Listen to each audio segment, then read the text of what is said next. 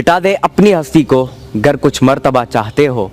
कि दाना खाक में मिलकर गुले गुलजार होता है। मैं आज अपनी कौम की जो न्यू जनरेशन है, जो मेरी लेवल के, मेरी उम्र के बच्चे हैं, उन सब से मैं मुखातिब हूँ। देखें, अल्लामा इकबाल रहमतुल्लाह अलैह सिर्फ एक शायर नहीं थे, बल्कि जब आप किसी साहिब इल्म और साहिब निगाह शख्सियत से पूछते हैं अल्लामा इकबाल रहमतुल्लाह अलैह के हवाले से, तो आपको उनके हवाले से ये बताते हैं कि अल्लामा इकबाल रहमतुल्लाह अलैह अल्लाह ताला के वो वली थे कि जिनका कलाम न सिर्फ उस दौर के लोगों के लिए, बल्कि आज के दौर के लोगों के लिए भी और आने वाले दौर के लोगों के लिए भी फ्यूचरिस्टिक है। देखें, अल्लामा इकबाल रहमतुल्लाह अलैह का जो शेर मैंने स्टार्ट में जिस तरह मैंने कहा कि मिटा दे अपनी हस्ती को, इस शेर में अल्लामा इकबाल रहमतुल्लाह अलैह ये बात करना चाहते हैं, नौजवान से मुखातिब होकर कहना चाहते हैं कि हमने अपनी ज़ात को, जो मैं है ना, मैं उसको हमने ख़त्म करना है। मतलब जब हम अपने पर्सनल इंटरेस्ट और पर्सनल कॉज के ऊपर बात करते हैं, उसके लिए काम करते हैं, उसको हमने बीच में से हटा देना है। और अल्लामा इकबाल रहमतुल्लाह अलैह यहाँ पर ये फरमाते हैं कि हमने अपने मकसद के ऊपर इतना फोकस करना है, इतना जो है हमने अपने मकसद को डिवोट करना है, इतना हमने अपने मकसद के लिए काम करना है, इतनी मेहनत करनी है कि हम बीच में से अपने आप को ही भूल जाएं, हम अपनी ज़ात को ही बीच में से भूल जाए कि मैं हमाद साफ़ी भी कोई है। हम इतनी मेहनत करें अपने मकसद के लिए। और दूसरी बात वो यहाँ पर ये कहते हैं, गर कुछ मर्तबा चाहते हो कि दाना खाक में मिलकर गुले गुलजार होता है। अगर आप अपनी ज़िंदगी में कुछ मर्तबा चाहते हो, कुछ बड़ा करना चाहते हो, कामयाब होना चाहते हो, तो आपने अपनी ज़ात को मिटाना होगा और अपने आप को एक दाने के लेवल का बनाना होगा। अगर आप चाहते हो कि आप एक ऐसे दरख्त बनो कि जो कि लोगों को जो है फल भी दे, लोगों को ग़िज़ा भी दे, लोगों को साया भी दे और लोगों को खैर पहुंचाए, अगर आप वो दरख्त, वो तनावर दरख्त बनना चाहते हो, तो उसके लिए एक छोटा सा दाना, एक छोटा सा तुखम बनना पड़ता है। और फिर वो छोटा सा तुखम बन के अपने आप को ज़मीन के अंदर गाड़ना पड़ता है, जिसके बाद आपकी जड़ें जो हैं वो फैलती हैं और आप वो तनावर दरख्त बन जाते हो। वो मर्तबा, वो मकाम आपको मिल जाता है कि जिसके लिए आप ये मेहनत कर रहे थे। देखिए, हमारी कौम की बदकिस्मती ये है कि मैं अक्सर अपने फेसबुक के पेज पे, अपने ट्विटर के अकाउंट पे मैं मैसेजेस और मैं कमेंट्स और ईमेल्स चेक करता रहता हूँ। इसमें ज़्यादातर लोग जो है गिले शिकवे करते हैं। वो कहते हैं कि पाकिस्तान में अपॉर्चुनिटीज़ नहीं है, पाकिस्तान में सहूलियात नहीं है, फैसिलिटीज़ नहीं है, पाकिस्तान में एजुकेशन का सिस्टम ठीक नहीं है, पाकिस्तान में जॉब अपॉर्चुनिटीज़ नहीं है, पाकिस्तान में गुर्बत है, यहाँ पे ज़्यादातर अवाम गरीब है, यहाँ पे जो है एजुकेशन सिस्टम प्रॉपर नहीं है, स्कूल्स कॉलेजेस प्रॉपर नहीं है। गिले शिकवे, एक्सक्यूज़ेस वो बनाते रहते हैं। मैं यहाँ पर उन लोगों को ये कहना चाहता हूँ कि देखें, एक्सक्यूज़ेस बनाने का कोई फ़ायदा नहीं है। हमने इस वक्त क्या करना होगा,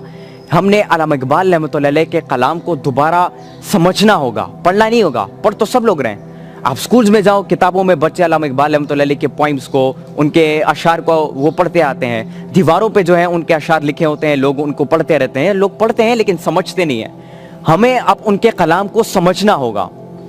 जिन गिले शिकों की मैंने बात की, उसके हवाले से मैं यहाँ पे बताना चाहूँगा कि देखें,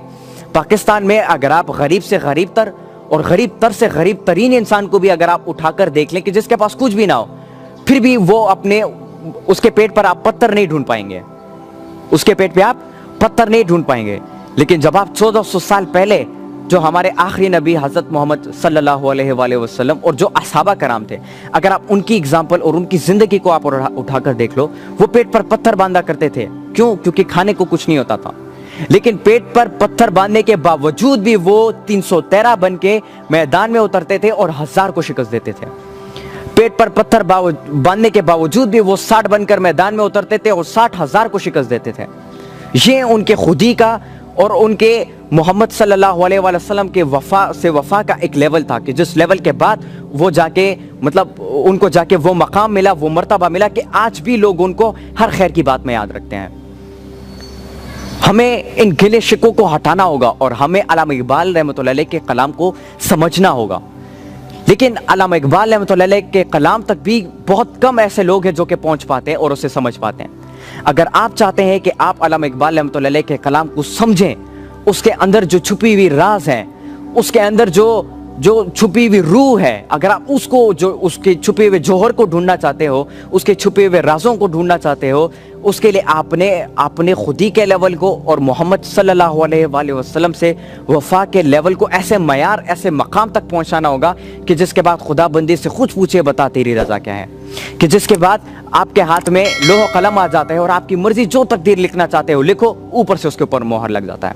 कि जिसके बाद आप साहिब बसीरत भी बनते हो, साहिब निगाह भी बनते हो, साहिब जलाल और जमाल भी बनते हो, आप जो है मर्द आज़ाद भी बनते हो, मर्द गयूर भी बनते हो, कहारी भी बनते हो, गफ़ारी भी बनते हो, कुदरूसी भी बनते हो, कुद्दूसी भी बनते हो, जुबरूती भी बनते हो, आपको वो मकाम मिल जाता है। फिर उसके बाद आप कुरान मजीद में जो अक्लमंदों के लिए राज अल्लाह ताला ने छुपाए हैं, अल्लामा इकबाल रहमतुल्लाह अलैह के कलाम के अंदर जो छुपे हुए राज है, जो जौहर है, फिर जाके आप उसको समझ पाओगे और आप अपने मर्तबे को हासिल कर पाओगे।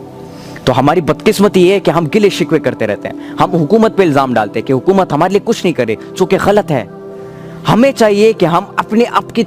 की तरबियत के ऊपर काम करें। जो मेरी उम्र के बच्चे हैं, अभी हमें उनकी तरबियत के ऊपर काम करना होगा, अभी हमें उनकी सोच के ऊपर काम करना होगा। अगर हम अभी से उनकी तरबियत करना शुरू करें, अल्लामा इकबाल रहमतुल्लाह अलैह के कलाम के बुनियाद पर, याद रखें ये बात कि आने वाले चंद सालों बाद पाकिस्तान को हम उस मकाम तक पहुंचा पाएंगे कि जिस मकाम के लिए हमारे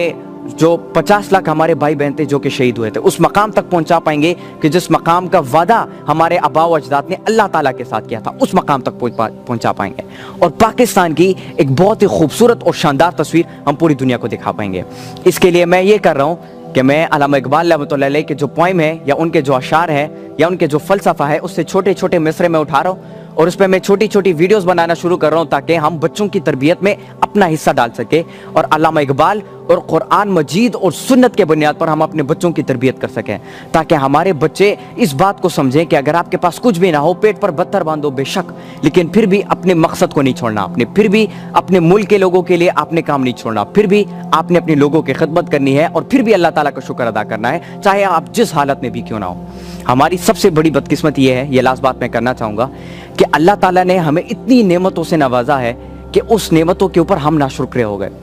एक वक्त था कि लोगों के पास नेमतें नहीं भी होती थी, फिर भी वो अल्लाह ताला का शुक्र अदा करते थे कि अल्लाह शुक्र है कि तूने हमें जिंदगी दी और तुमने हमें यह मौका दिया कि हम तेरी इबादत कर सकें, इसका शुक्र अदा करते थे।